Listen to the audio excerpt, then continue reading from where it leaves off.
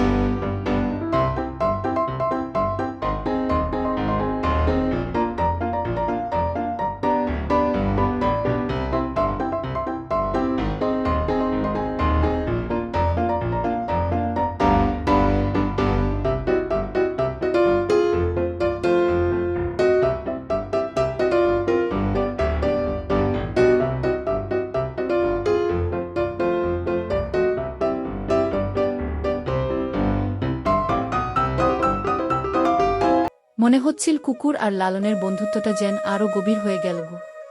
সেখান থেকে লালনের মা চলে গেল, তারপর থেকে তাদের বন্ধুত্ব আরও বেড়ে গেল। তারপর থেকে কুকুর বুঝতে পারল যে পাগলামি করা যাবে না। তারপরে ওরা দুজনে বন্ধুত্ব হয়ে গেল, আর কখনো পাগলামি করে নাই। কুকুরটি মানুষ আর কুকুরের ভালোবাসা গল্প।